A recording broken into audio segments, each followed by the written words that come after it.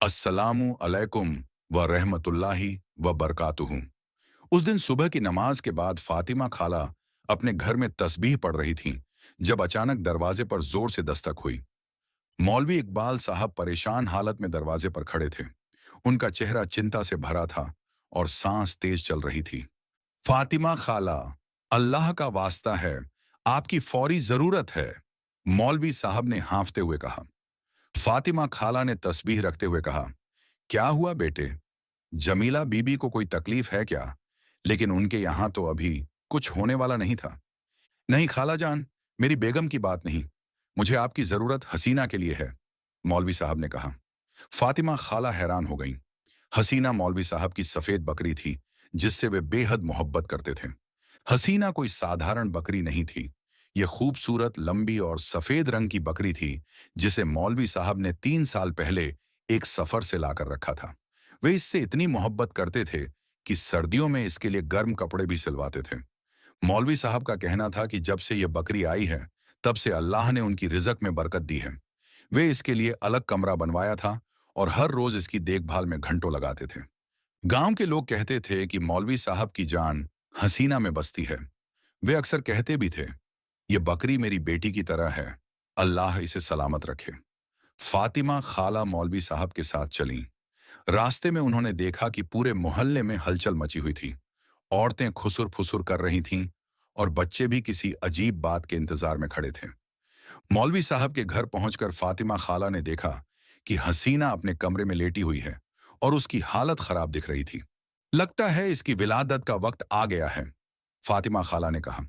लेकिन यह तो अकेली है, इसकी विलादत कैसे हो सकती है? मौलवी साहब ने शर्मिंदगी से सिर झुकाते हुए कहा, खाला, मुझे कुछ पता नहीं, बस आप मेरी मदद कर दीजिए।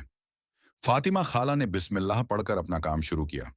वे जानती थीं कि जानवरों की विलादत में उनका ज्यादा काम नहीं होता, लेकिन मौलवी साहब की परेशानी देखकर वे रुक नहीं सकीं। लगभग 2 घंटे बाद जब फातिमा खाला दुआ पढ़ते हुए बैठी थीं, अचानक एक अजीब आवाज सुनाई दी। ये किसी बच्चे के रोने की आवाज थी। यह आवाज कहां से आ रही है? फातिमा खाला ने सोचा, कहीं मेरा वहम तो नहीं? लेकिन जब उन्होंने हसीना की तरफ देखा तो वे अपनी आंखों पर यकीन नहीं कर सकी। हसीना के पास एक नवजात इंसानी बच्चा पड़ा था, जो जोर जोर से रो रहा था। अस्तगफिरुल्लाह, ये क्या है? फातिमा खाला की जुबान सूख गई। बच्चा पूरी तरह से स्वस्थ और सामान्य दिख रहा था। फातिमा खाला ने जल्दी से बच्चे को उठाया और अपने चादर में लपेट लिया। जब फातिमा खाला बच्चे को लेकर बाहर निकलीं, तो मौलवी साहब की पत्नी जमीला बीबी और कई अन्य औरतें वहां खड़ी थीं। जमीला बीबी ने हैरानी से पूछा, यह बच्चा कहां से आया? आप तो हसीना के पास थीं। फातिमा खाला ने कहा, अल्लाह की कसम, मुझे खुद नहीं पता, यह बच्चा हसीना के पास मिला है। जमीला बीबी आगे बढ़कर बच्चे को देखने लगी। उनकी आंखों में एक अजीब चमक थी। 10 साल से निसंतान होने के कारण उनके अंदर मातृत्व की भावना जाग उठी। ये बच्चा कितना प्यारा है, जमीला बीबी ने कहा। अल्लाह जाने कहां से आया है, लेकिन बिल्कुल स्वस्थ लगता है। जब मौलवी साहब को यह बात पता चली तो वे बुरी तरह घबरा गए। उन्होंने अपना सिर पकड़ लिया और कहा, यह क्या मुसीबत आई है मेरे सिर पर? यह कैसे हो सकता है? वे बड़बड़ाते रहे, मेरी हसीना के यहाँ इंसानी बच्चा? यह तो कुदरत के खिलाफ है। पूरे गांव में यह खबर आग की तरह फैल गई। लोग अलग अलग तरह की बातें करने लगे। कुछ कहते थे यह अल्लाह का करिश्मा है, कुछ कहते थे यह किसी की सजा है। इस सारी हलचल के बीच जमीला बीबी ने बच्चे को अपनी गोद में ले लिया और कहा, चाहे यह बच्चा कहीं से भी आया हो, अब यह हमारा है। अल्लाह ने हमें 10 साल इंतजार कराया और अब इस तरह औलाद दी है। मौलवी साहब ने कहा, लेकिन जमीला, यह सब कुछ बहुत अजीब है, लोग क्या कहेंगे? जमीला बीबी ने दृढ़ता से कहा, अल्लाह जो करता है बेहतरी के लिए करता है। इस मासूम का क्या कसूर है? हमारे पास औलाद नहीं थी, अब अल्लाह ने इस तरह दे दी है। कुछ दिन बाद फातिमा खाला को एक और काम के लिए बुलाया गया। सलीमा बेगम की बेटी आयशा की तबीयत खराब हो गई थी। आयशा गांव की सबसे सुंदर लड़की थी। जब फातिमा खाला उसे देखने पहुंची तो उन्हें लगा कि उसकी तबीयत की वजह कुछ और है। आयशा ने धीरे से फातिमा खाला से कहा, खाला जान, मुझे आपसे कुछ कहना है। वह बच्चा, वह मेरा है। फातिमा खाला चौंक गई। क्या कह रही हो बेटी? आयशा ने आंसू भरी आंखों से कहा, 4 दिन पहले जब मैं अपनी खाला के घर गई थी, वहां मेरी विलादत हुई थी। जमीला आपा मेरी बचपन की सहेली है। उसे पता था कि मेरी हालत क्या है। आयशा ने बताया कि शहर से आया एक ठेकेदार उसके प्यार में पड़ गया था। वह उससे निकाह का वादा करके वापस चला गया था, लेकिन कभी नहीं लौटा। जब मुझे पता चला कि मेरे यहाँ बच्चा होने वाला है, तो मैंने जमीला आपा से मदद मांगी। वे जानती थीं कि मेरे घर वालों को पता चले तो मेरी जान जोखिम में पड़ जाएगी। आयशा ने रोते हुए कहा, जमीला आपा ने मेरी मदद की। उन्होंने योजना बनाई कि हसीना की तबीयत का फायदा उठाकर बच्चे को वहां रख दिया जाए। जब आप हुक्का पीकर थोड़ी देर सो गई थीं, तब हमने बच्चे को हसीना के पास रख दिया था। हसीना की तबीयत वैसे भी खराब थी, कुछ उल्टा सीधा खाने की वजह से।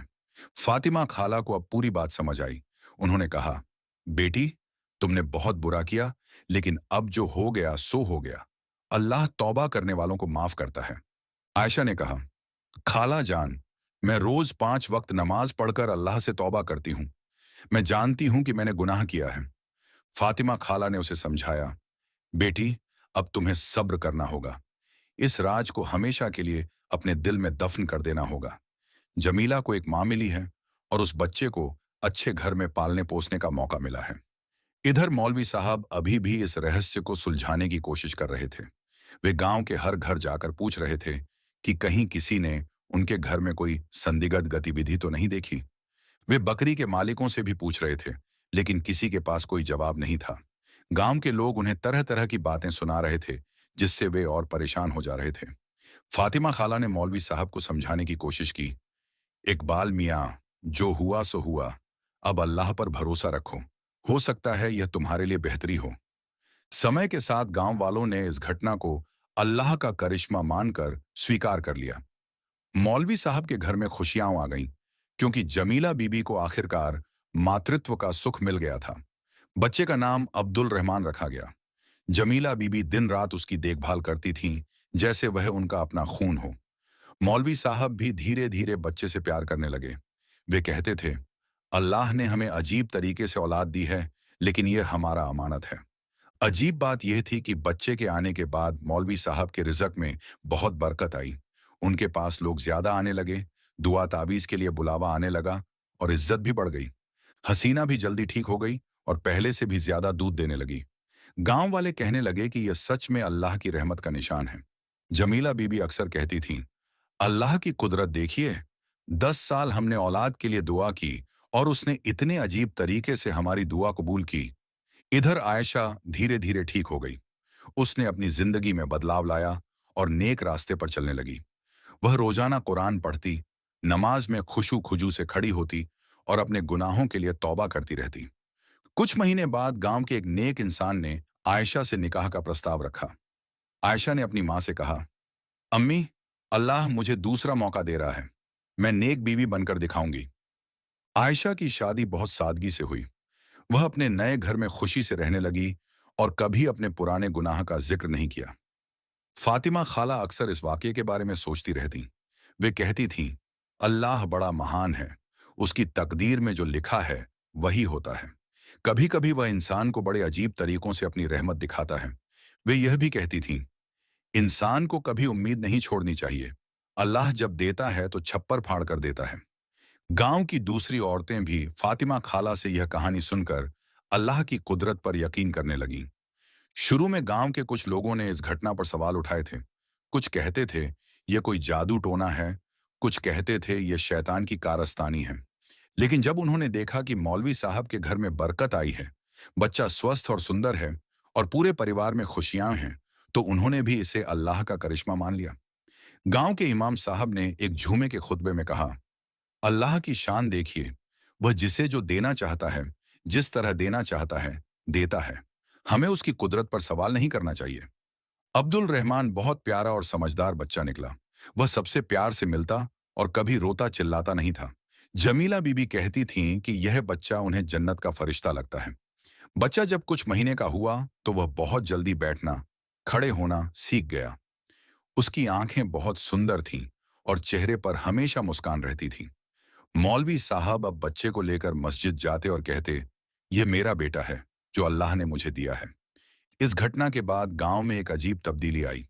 लोग पहले से ज्यादा धर्मपरायण हो गए। वे अल्लाह की कुदरत के बारे में ज्यादा बात करने लगे और एक दूसरे की मदद करने लगे। निसंतान जोड़े उम्मीद करने लगे कि शायद अल्लाह उनके लिए भी कोई रास्ता निकाले। कुछ लोगों ने यतीम बच्चों को गोद लेने के बारे में सोचना शुरू किया। फातिमा खाला कहती थीं, यह बच्चा सिर्फ मौलवी साहब के घर में नहीं, बल्कि पूरे गांव में बरकत लेकर आया है। आयशा अपनी नई जिंदगी में बहुत खुश थी। उसके शौहर जाकिर साहब एक नेक इंसान थे जो उसका बहुत ख्याल रखते थे। आयशा ने फैसला किया था कि वह अपने अतीत को हमेशा के लिए भूल जाएगी। वह रोजाना तहज्जुद की नमाज पढ़ती, कुरान की तिलावत करती और गरीबों की मदद करती। उसके अंदर एक अजीब सुकून आ गया था। कभी कभी जब वह अब्दुल रहमान को देखती तो उसकी आंखों में आंसू आ जाते, लेकिन वह खुद को संभाल लेती। वह जानती थी कि यही उसके और बच्चे दोनों के लिए बेहतर है। हसीना वह बकरी जिसकी वजह से यह सब कुछ हुआ, अब भी मौलवी साहब के घर में थी, लेकिन अब उसे उतना प्यार नहीं मिलता था जितना पहले मिलता था। मौलवी साहब का सारा ध्यान अब अब्दुल रहमान पर था। फिर भी हसीना स्वस्थ और खुश थी।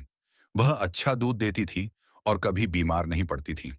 गांव वाले कहते थे कि यह बकरी भी बरकत वाली है, क्योंकि इसी की वजह से घर में खुशियां आईं। कई साल बीत गए।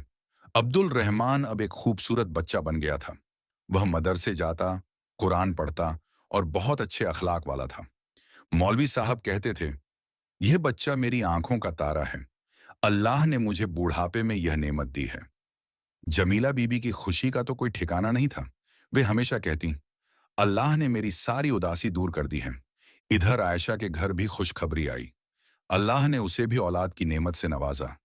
जब उसका पहला बच्चा पैदा हुआ तो वह रो रो कर अल्लाह का शुक्र अदा करती रही। आयशा कहती थी, अल्लाह ने मुझे दूसरा मौका दिया और इस बार मैं अच्छी मां बनूंगी। फातिमा खाला ने आयशा के बच्चे की विलादत कराई और कहा, बेटी, अल्लाह बड़ा करीम है।